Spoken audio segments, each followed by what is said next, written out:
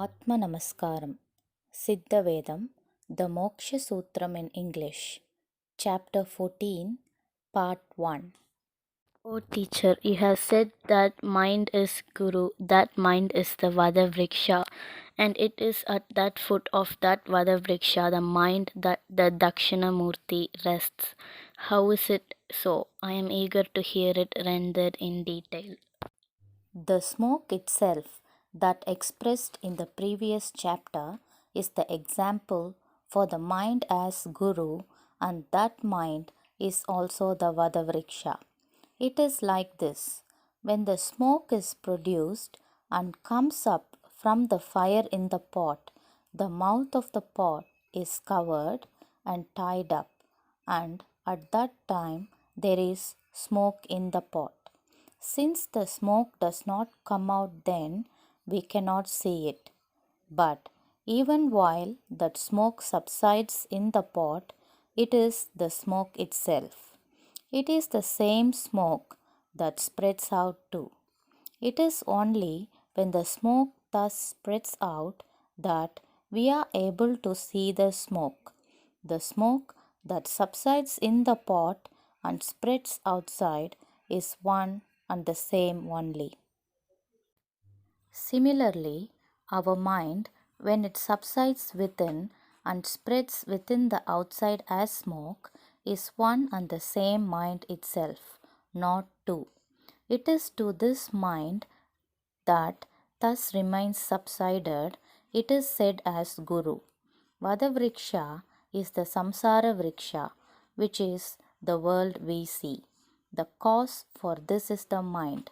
That mind sits southward at the foot of the aforesaid samsara vriksha. That is why it is said as the Guru, the Dakshinamurti. You have stated before that Guru is at the heart, the Brahmadhyam. Now you are saying that Guru sits turned towards the south, at the foot of Samsara Vriksha.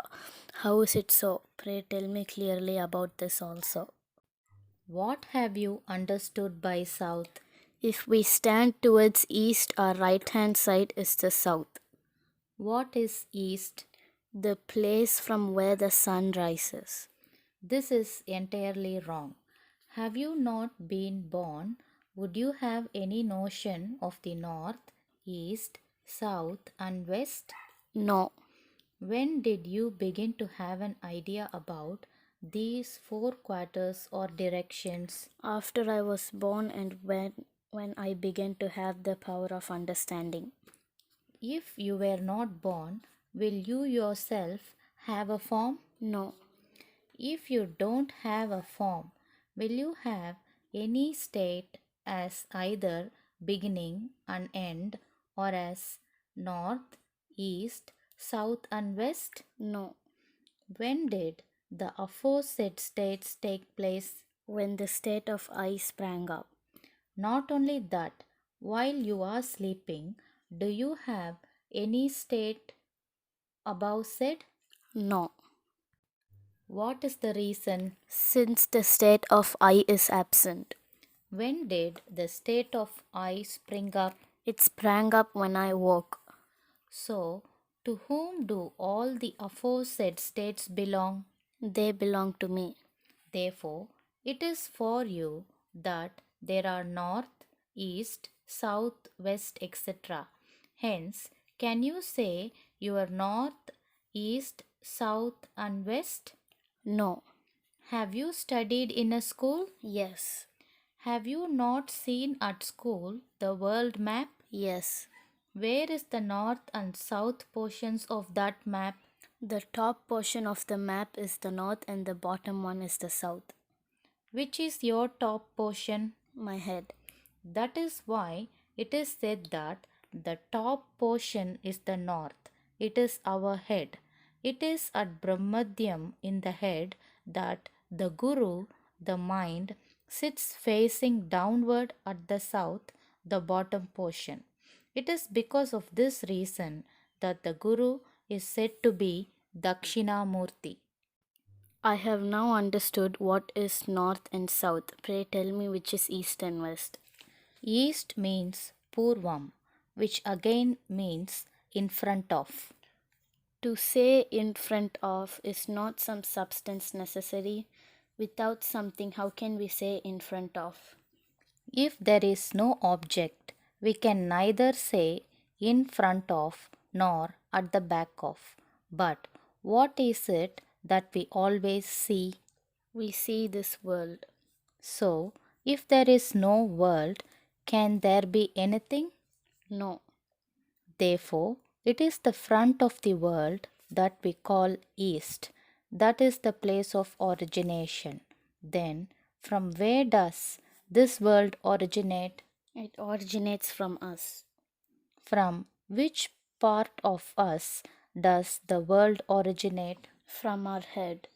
If it originates from the head, can we see the world always? No. Why? At what time can we not see it? When we sleep.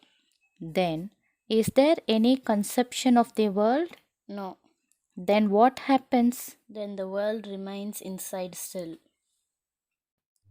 What is the reason? Because our jiva subsides within us at that time. When did the world originate? When I woke up. When you got up from sleep, from where did it come? From the jiva. How did it come out of that jiva? When the jiva moves in and out after I woke up. Through which path does the jiva move at that time? In and out through the nostrils. When we sleep, in which direction does it go? Through the two cavities just above the palate. Then, when you got up, from which place did jiva come within the outside? From Sushumna, the place of origin of the nose. When that jiva, which moves in and out, exhausts within the outside completely, what will happen? We die. Is there any world for that dead body? No. Why? Because there is no circulation of jiva in it. Then, in what length does that jiva move within the outside? From the base of the nose to the tip of it. Then, from where does the jiva go out? From the tip of the nose.